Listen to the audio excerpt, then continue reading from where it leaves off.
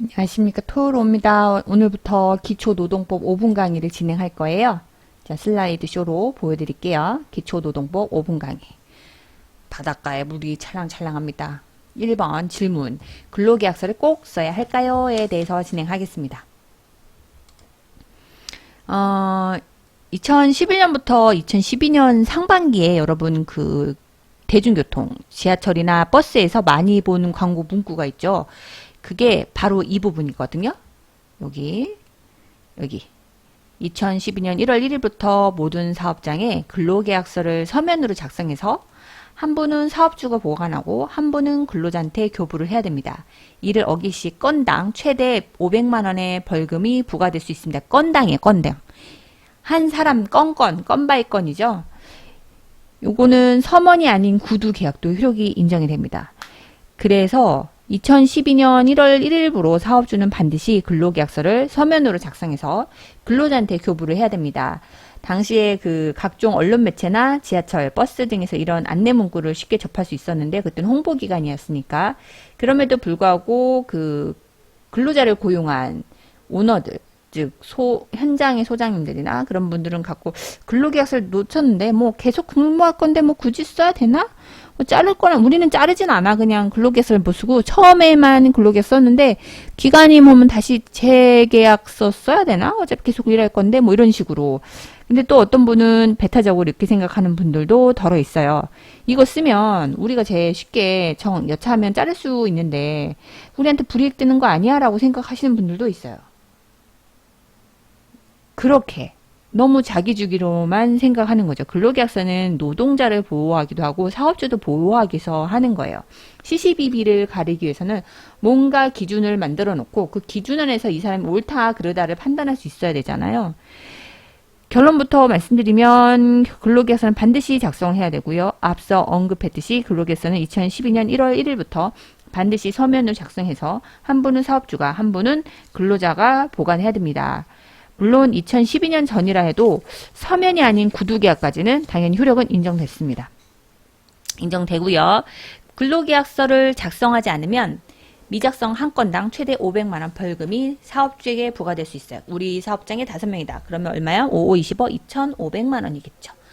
더불어 근로계약서는 근로자하고 노무 분쟁이 발생할 경우 근로 내용을 증빙할 수 있는 서류로 사용될 수 있는 기초 자료입니다. 그래서 반드시 작성하셔야 되고요. 그런데 근로계약서를 작성하더라도 주변에서 이제 인터넷으로 그냥 구한 양식을 사용하는 경우가 덜어 있어요.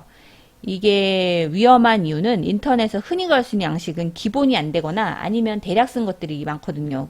왜냐하면 대략이라면 공통서식이 더 많겠죠. 근데 각 현장에서 쓰는 근로계약서는 그 사람의 딱 맞춤 정장 같은 근로계약서를 작성해야 돼요.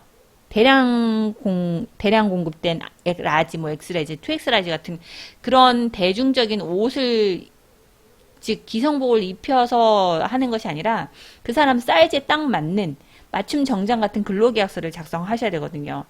대충 만들어져서 여기저기 돌아다니는 근로계약서 오히려 나중에 그게 소명이 안 되거나 오히려 불리할 수가 있어요. 그래서 반드시 근로계약서 쓰면 본사와 이야기를 해서 보내고 그거에 대해서 사업장에 맞게 사업장에서 검토, 즉 위탁사 같은 경우는 위탁사에서 검토한 근로계약서를 쓰셔야 됩니다. 현장에서는 근로계약서 내용하고 실제 근로 사이에 괴리가 발생하기도 하거든요. 근로계약서에는 분명히 근로기준법대로 시간을 맞춰서 근로를 한다고 작성하지만 실제 근로시간은 그렇지 않은 사례가 종종 있죠. 이 또한 현장의 관리자는 주의를 해야 될 사항이고요. 반드시 근로계약서와 실제 근로가 일치를 해야 합니다. 만약 이게 문제가 발생된다면 실제 근로 내용을 기준으로 처리가 이루어질 가능성이 높습니다. 그거를 근로계약서 있는 거를 허위로 봤다고 볼 수도 있겠죠. 마지막으로 사업주는 작성한 근로계약서 다시 한번 반드시 근로자에게 고려해야 되며 이를 증명할 수 있어야 돼요.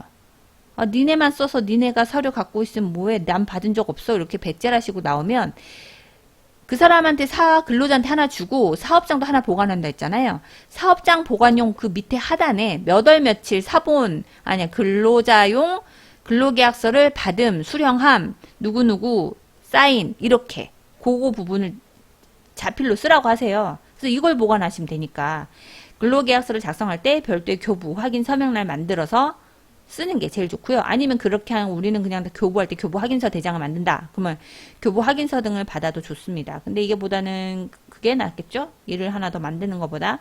근로계약서는 기본 중에 기본이니까 반드시 작성하여야 불리하지 않습니다. 다음 시간에는 근로계약서는 어떤 내용이 포함되는지에 대해서 해드리겠습니다. 짤방이어서요. 출퇴근하면서 잠깐 보실 수 있을 것 같아요. 그리고 이거는 제가 여유가 있을 때 틈틈이 영상을 올려드리겠습니다. 이거는 될 수 있으면 최대한 매일 하도록 하려는데 제가 그럼 너무 피곤할 것 같아서요. 준비할 게 가뜩이나 많은데 오늘은 여기까지 하고 뜬다. 그럼 보시면 돼요. 부담 없이 무조건 10분 안으로 제가 자르겠습니다. 하다 보면 말이 많아가지고 오늘도 수고하셨고요. 좋은 밤 되세요.